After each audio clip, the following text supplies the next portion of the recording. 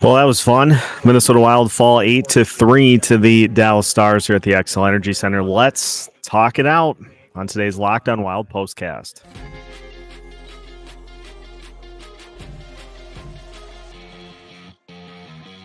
You are Locked On Wild POSTCAST, part of Locked On Minnesota on the Locked On Podcast Network.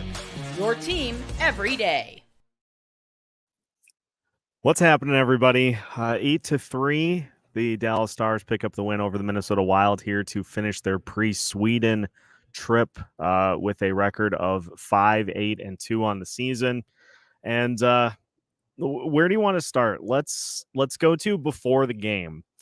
Peter DeBoer talking about what was going to happen in this one. He said, we know the Wild are going to try to be physical, and so if they end up taking penalties, we're going to make them pay on the power play. 5 of 8 on the power play, 2 shorthanded goals. The 5 power play goals allowed is a franchise record. The 8 goals allowed here at Xcel Energy Center is the most, tied for the most that the Wild have ever given up in a game at home. And it was something. I mean, it just looks like large portions of this team really don't know what is going on out there on the ice, don't really seem like they care what's going on out on the ice. And it leads to what we're hoping is rock bottom so far this season. Because honestly, I don't see how it can get any worse, but we're 15 games into the season and we see the same things continue to happen. Just put them on a wheel and spin to see what's going to be the thing that does the Wild in on any given night, whether it be the penalty kill, whether it be defensive breakdowns, goalie lapses, inability on offense to generate chances. It's just the same things night in and night out. And tonight, a slow start. Dallas goes on the penalty or on the power play a minute in and scores. They score again on a shorthanded goal. The Wild get one back to make it 2-1, but then Dallas scores again. The Wild thankfully did answer with a minute left in the period, and it's 3-2 after one. Dallas scores again in the second to make it 4-2. Everything just compounds every game, and you just look up and you see that it's 8-3 at the end, and things are supposed to tighten up with Jared Spurgeon coming back. That was supposed to help fix a lot of these issues, and they're still here. And so at this point in the season, I threw out after the game against the Buffalo Sabres, are the Wild unlucky or bad? Take your pick. I would be happy with it being a situation of just being unlucky at this point, but it's just it is a lot of different things that are leading to just a situation in which they just look like they are so far away from some of these teams. We expect that Dallas is going to be a playoff team at the end of the season.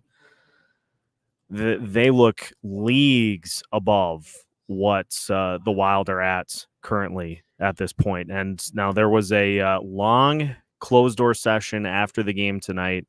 And then some of the things that Dean Evason said, I thought was interesting after the game. He called out the guys that are just not giving enough pretty bluntly in the post game here in this one tonight. And I think we know who those guys are because I actually tried to tally the number of times Kirill Kaprizov turned the puck over tonight, and I got so frustrated with it that I just stopped counting.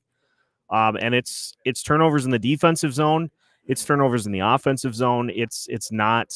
He is an equal opportunity turnover machine at this point in the season, and it just leads to just these great chances for the Dallas Stars.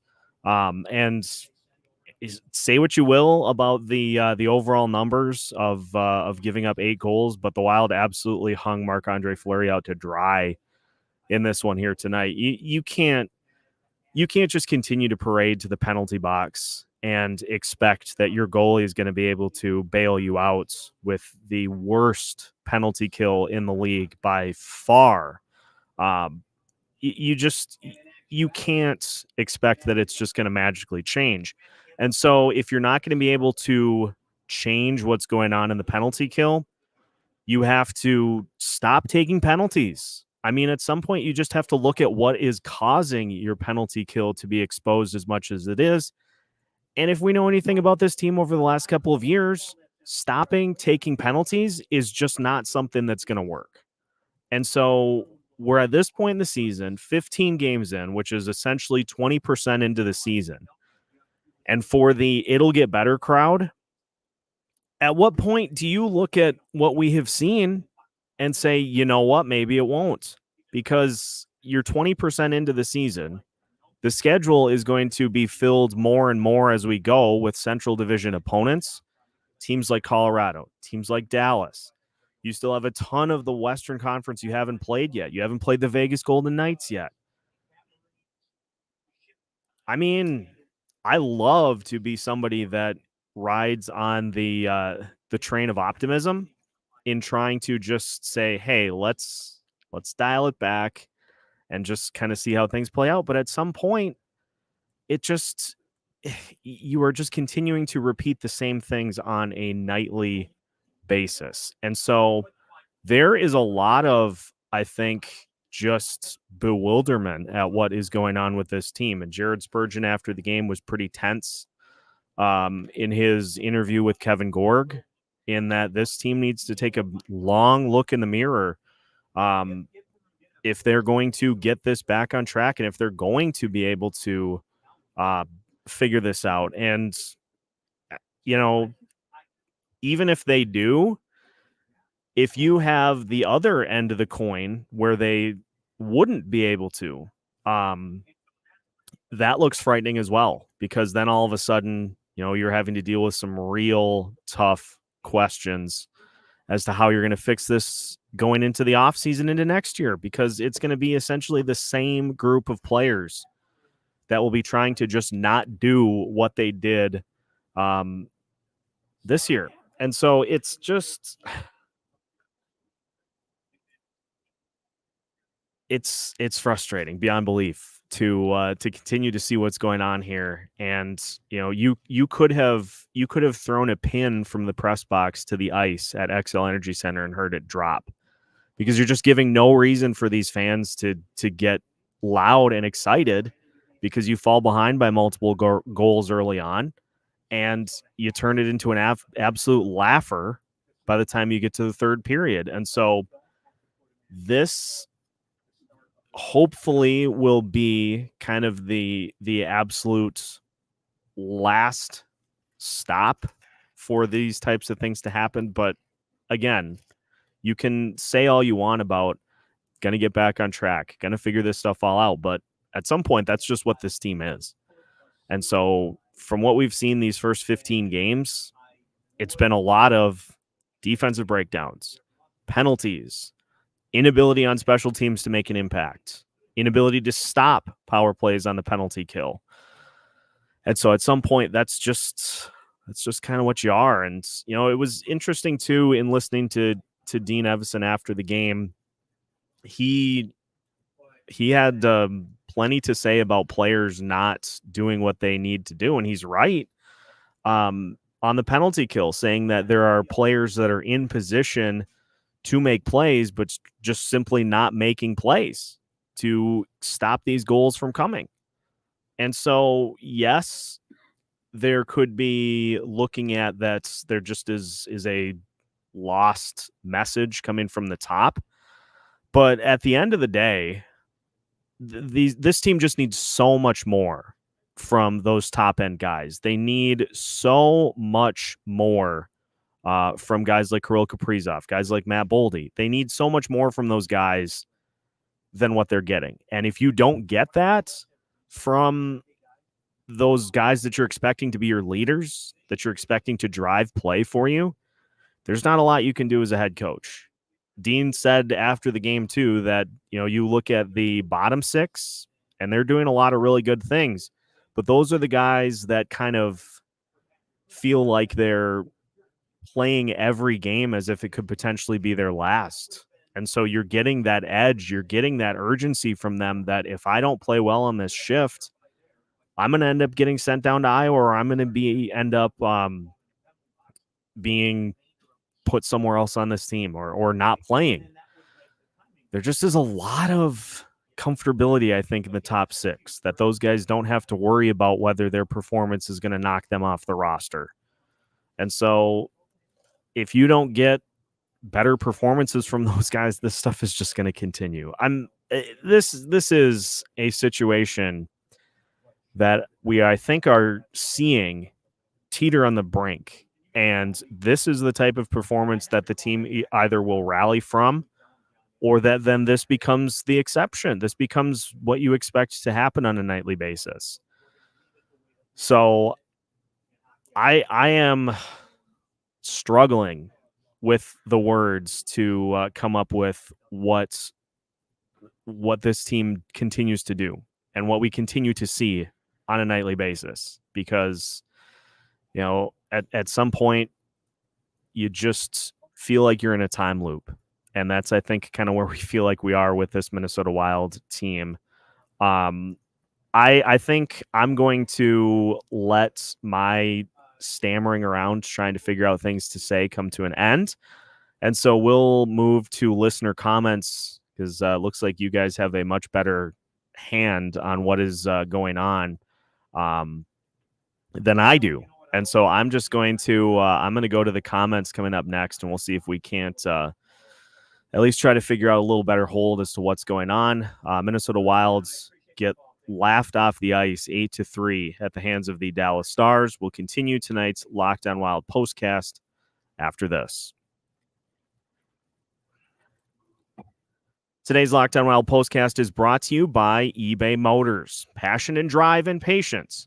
What brings home the winning trophy is also what keeps your ride or die alive.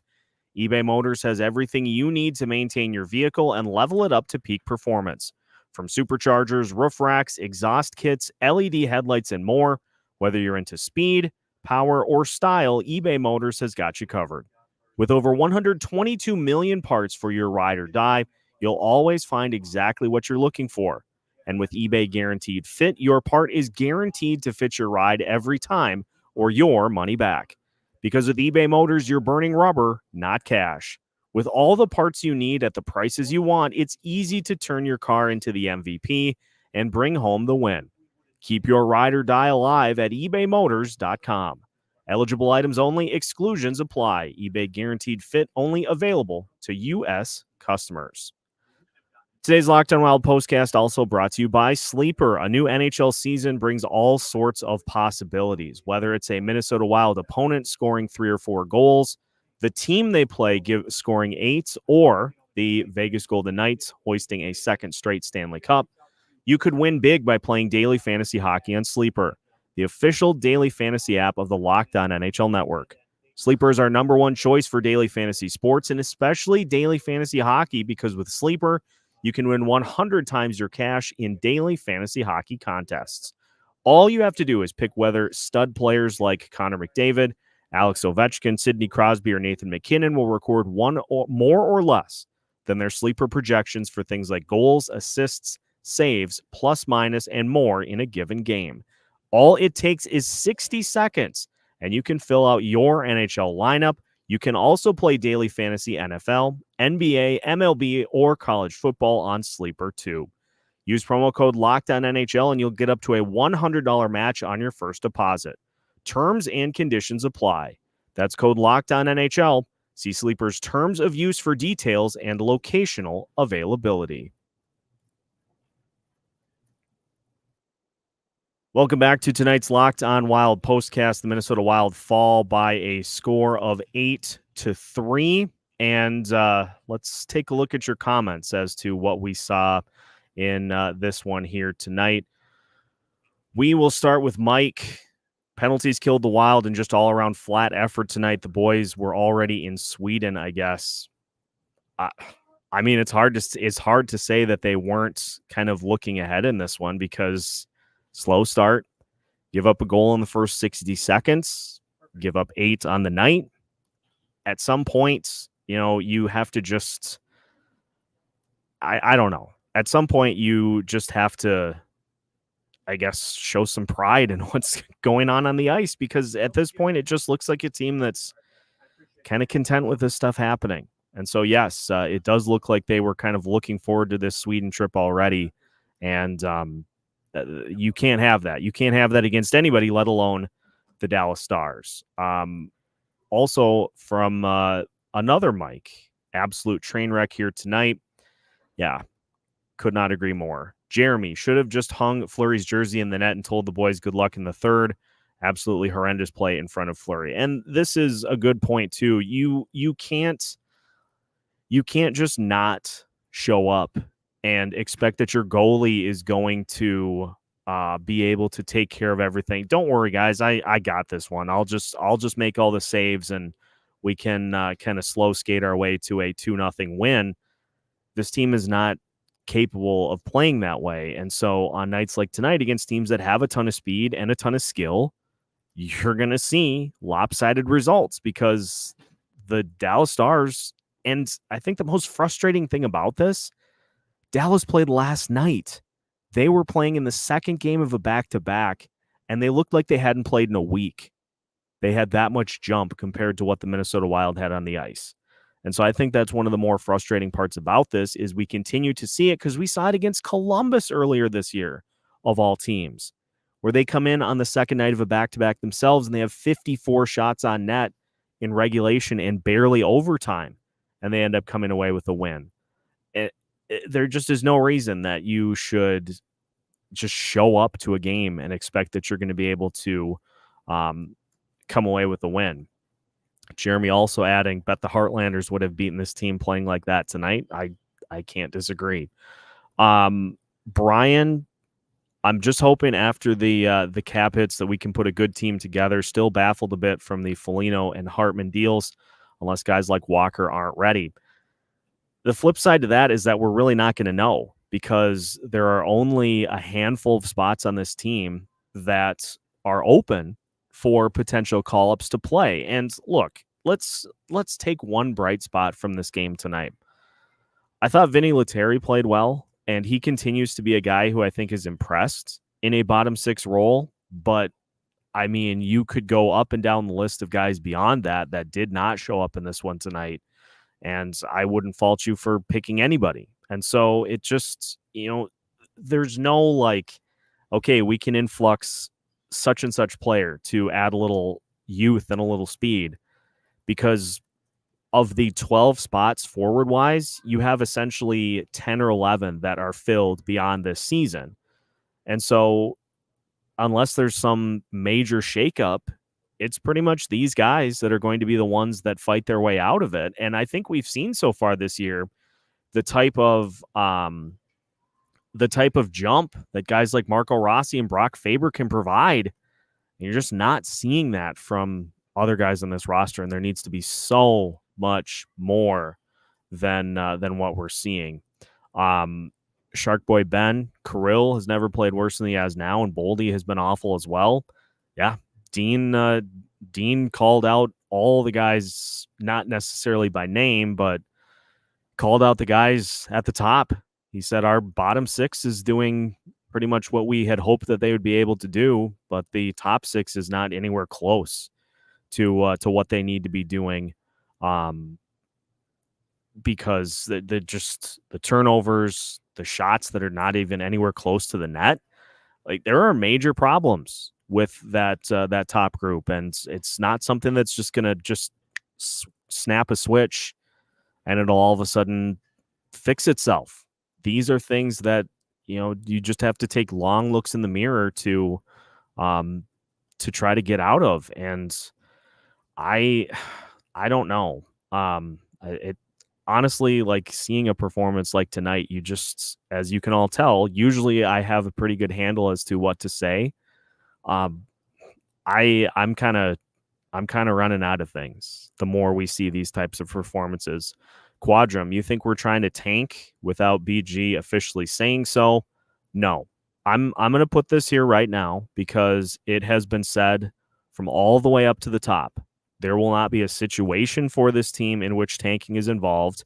And so while the thought is a novel one, it's not something that this franchise is going to do. Craig Leopold has been adamant that he is not in any situation in which this team is going to tank to try to get higher draft picks.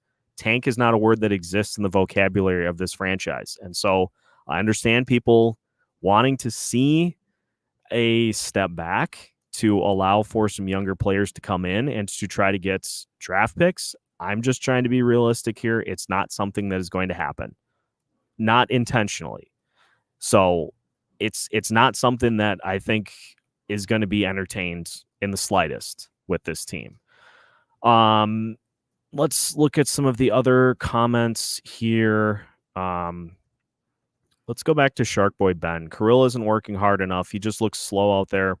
Must have really torn his groin good last year, and he just hasn't looked the same since. I mean, it's a valid point. He just has not looked like the same guy, and whether it be him just not looking right or just having no speed to his game whatsoever, it's clear that something is going on for this team. For Kaprizov. And I don't know if it's the pressure of being an alternate captain or what is going on, but it's just he is a shell of what he has been over the last few years. And that's part of the reason that this team just continues to be in the rough start that they're in, is because they need to have him be at the top of his game to help this team out. And he just is not doing that right now. So I don't know what the answer is in that situation, but it's something, and it's concerning, to say the least, for this team. Let's talk about the potential for a new coach, because we just saw what happened with the Edmonton Oilers. Jay Woodcroft was fired as the Oilers started off 3-9-1, and if you're the Wild, you're not far off from that pace, 5-8-2, and expectations maybe not Stanley Cup final level as they were with the Oilers, but it's the same things on a nightly basis. It's the special teams not going well. It's slow starts.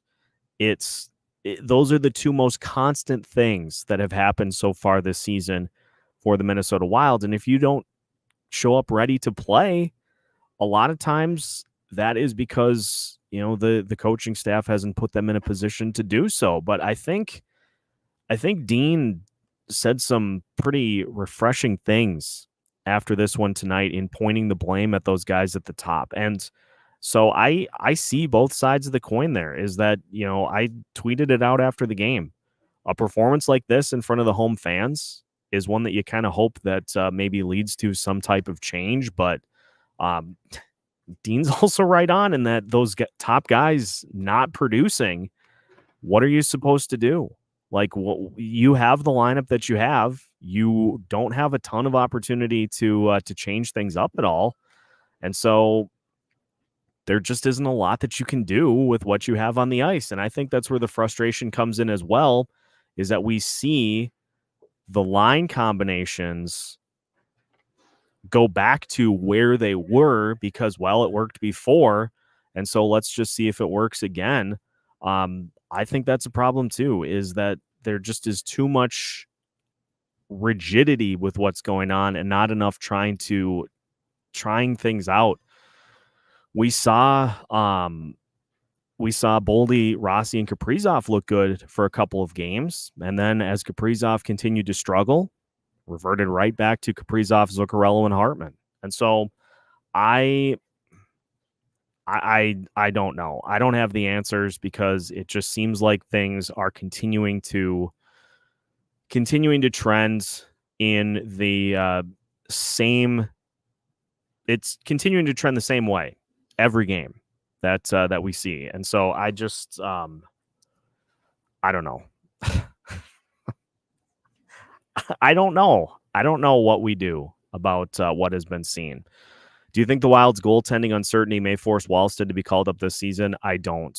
I don't know if do you want a rookie coming in and trying to fix all of this, or do you want to see Wallstead be the one to give up 7 goals in a game? I don't. I would rather he just leave. I would rather he just be left alone, honestly, because you're not going to save what is going on this season. And so if it would be that you can just let him do his thing as opposed to having to put pressure on a 21-year-old goalie to come up and make all the saves that your goalies aren't making because of the shots that your defense is allowing, because of the turnovers that your offense is committing, it's too much pressure. I don't want to commit that to Jesper Wallstead at this point. You stand a better chance of him being broken than you do him saving what's going on. And so I say just leave him in Iowa.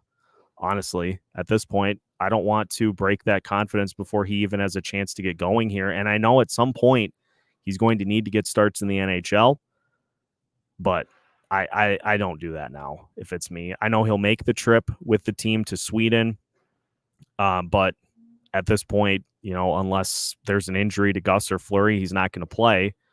And so I would just keep it that way.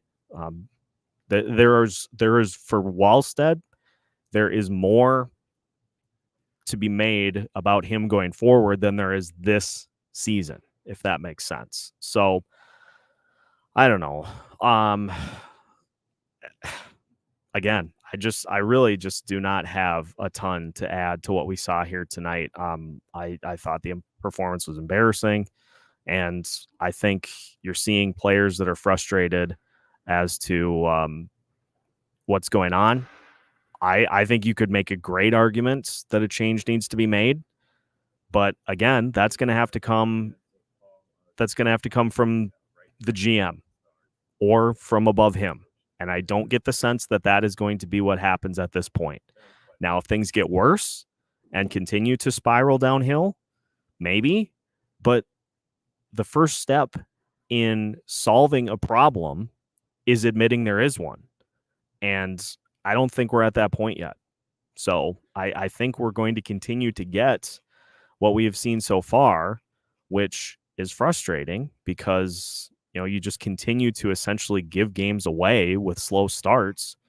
But again, the common refrain that I'll say is the first step in solving a problem is admitting there is one. So at this point, the hope is that time off and a trip to Sweden. It sounds like there's going to be a rigorous practice tomorrow before the plane ride. At this point, all you can hope for is that a long trip, a long plane ride can help kind of get this team out of what is going on. But as I'll continue to say, at some points, you are what you are. Or 20% of the way into the season. After the Sweden games, will be a quarter of the way in. And so at some point, you just are what you are. That's about all I got for tonight. Just an incredibly frustrating game here tonight. And I wish I had more answers, but I don't. I really don't as to what's going on with this team. So I'm going to take I'm going to get some sleep. We'll talk with Alex Micheletti for tomorrow's episode. We'll see what he has to say about what's going on. Common theme being used on social media tonight is rock bottom. So we'll see. But again, appreciate everybody hopping in here tonight. Looks like we had a new career high in terms of consecutive listeners that were tuning into the postcast here tonight. Apologize that I didn't get to everybody's comments here, but thank you to Todd, Trav, Denny, 77 Racing, Dustin, Mike, Michael, Will, plenty of guys that hopped in and make these Locked On Wild postcasts as successful as they are. Again, a reminder that we will be having live streams during both of the Sweden games coming up this weekend. We'll have more details on that coming up here throughout the week. So thank you for everybody hopping in here tonight and taking this one in after yet another listless loss to the Dallas Stars. Make sure you follow Locked On Wild wherever you listen to your podcasts. We have content coming at you every single day. And we will continue to do so come hell or high water here the rest of the season. So tune in with us, and we'll catch you on the flip side with a brand new episode coming your way tomorrow morning. You can find new content every single Monday through Friday as part of the Locked On Podcast Network.